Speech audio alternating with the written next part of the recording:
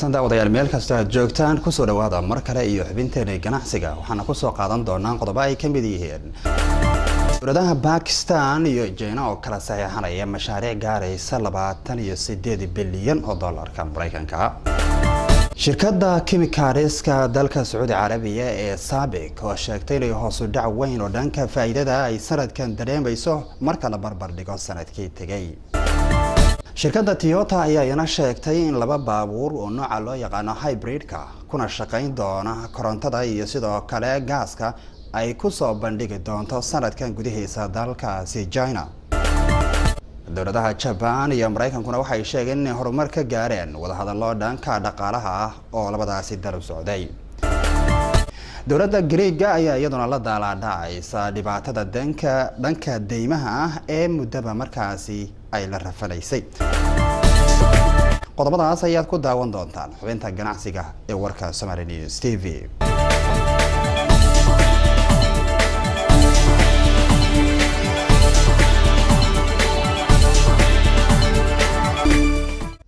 kulanti wanaagsan aan ku bilownay dowladaha Pakistan iyo sidoo kale China ayaa kala saxiixanaya mashaariic gaaraysa 28 bilyan oo dollarka Mareykanka xilli uu madaxweynaha China uu booqasho ku joogo magaalada Islamabad ee dalkaasi Pakistan. dowladaha Pakistan iyo China ayaa kala saxiixan doona heshiisyo dhanka tamarta iyo kaabayaasha dhanka dhaqaalaha ana lagu qiimeeyay inay ku kacayso lacag gaaraysa 28 bilyan oo dollar inta lagu guda jiro booqashada madaxweynaha dalkaasi China Xi Jinping uu ku joogo magaalada Islamabad ee dalkaasi Pakistan.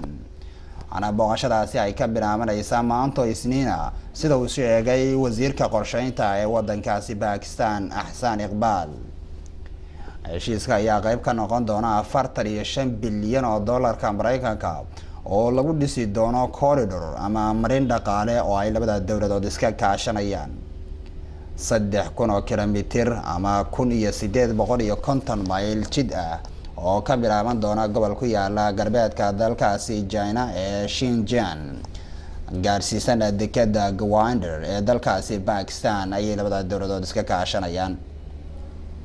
haddii markaasi uu hirgalo mashruucani sida la qorsheeyay ayaa waxay fursad u siin doontaa China isticmaalka Indian Ocean-ka bariga dhexe Afrika iyo Europe iyadoo u sahli doonta shabakada dhanka gaadiidka iyo tamarta oo markaasi China ay gaarsiiso Pakistan. ayuu mashruucani muhiim u yahay wuxuuna keeni doonaa isbedel weyn oo dhanka dhaqaalaha gaar ahaan tamarta. sidaasi waxa yiri Mohammed Suhail madaxa shirkadda Top Line Securities oo laga leeyahay dalkaasi Pakistan. waxaan arki karnaa xoogaa horumar ah oo dhanka tamarta ah sababtuna waxay tahay qaar ka mid ah shirkadaha maxalliga ah ayaa ka qayb galaya dowladuna si gaar ah ayay hawshani gacan uga geysanaysaa. inkastoo qorshuhu yahay in la dhiso 10,000 oo megawatt haddii ay markaasi bilowgaba awoodaan inay ku daraan 3,000 ilaa 4,000 waa horumar weyn ayuu markaasi yiri Suhail madaxa shirkadda Top Line Securities. booqashada madaxweynaha China ee dalkaasi ama xukuumadda Islamabad ayaa qaadan doonta 2 maalmood iyadoo labada dal hore uga dhaxeeyay heshiis dhinaca iskaashiga difaaca. shirkadda SABIC ee soo saarta chemicalska ee laga leeyahay dalkaasi Saudi Arabia ayaa iyana waxay sheegtay inay hoos u dhac weyn oo dhanka faa'iidada ay sanadkan dareemayso marka la barbar dhigo sanadkii tagay 2014. soo saarta chemicalska ee lagu magacaabo SABIC ee dalka boqortooyada Saudi Arabia ayaa shaacisay in hoos u dhac weyn ay samaysay faa'iidadii marka loo eego kii sanadkii hore.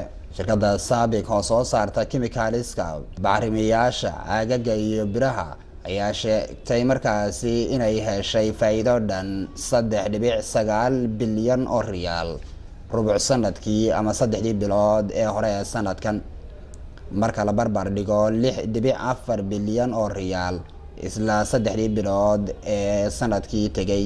shirkadda SABIC ayaa shirkadda ugu ballaaran ee shirkadaha soo saara petrochemicalska sidoo kalena shirkadda ugu weyn shirkadaha dawliga ah ee dalalka gacanka Carbeed. dowladda Saudi Arabia ayaa dalka markaasi ugu weyn ama ugu ballaaran dalalka soo saara saliidda isla markaana u dhoofiya adduunka intiisa kale.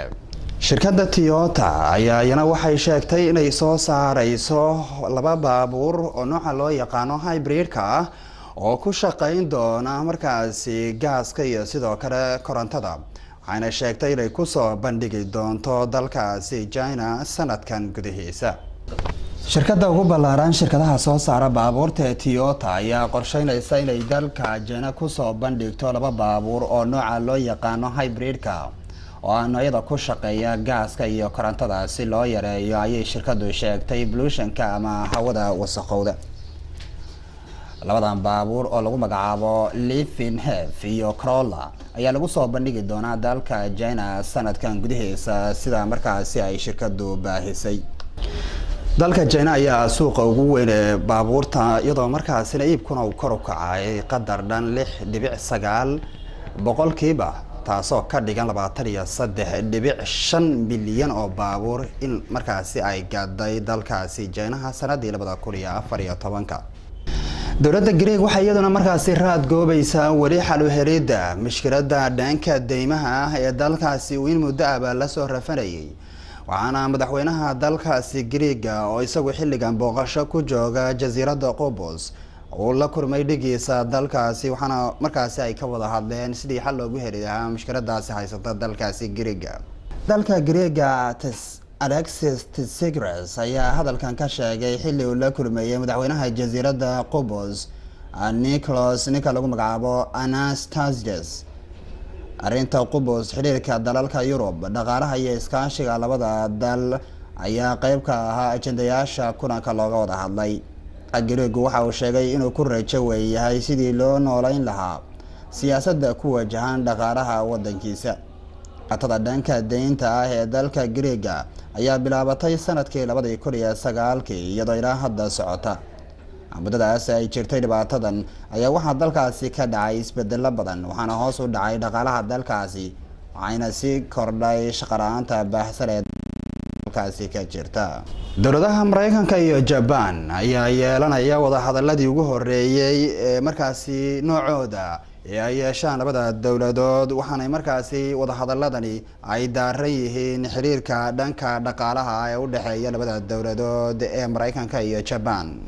wasiirka dhaqaalaha ee Japan Akira Amari iyo xogayaha ganacsiga ee Mareykanka Michael Froman ayaa labadooduba sheegay inay horumar weyn sameeyeen labadii maalmood ee wada xaajood heer wasiir oo maqaamkoodu sareeyo oo ay yeelanayeen labada dowladood.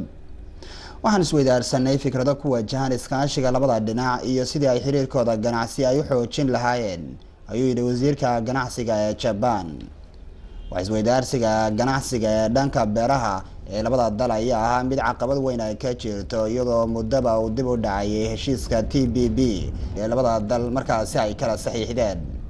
Amari waxa uu sheegay in Japan aysan aqbali doonin dalabka Washington ee in la dhimo fursadda ay Japan raashinkeeda soo saarto ay ugu dhoofiso dalkaasi Mareykanka halka Mareykankuna uu rabo inuu weyneeyo suuqa spare partska baabuurta uu soo saaro ee u dhoofiyo dalkaasi Japan.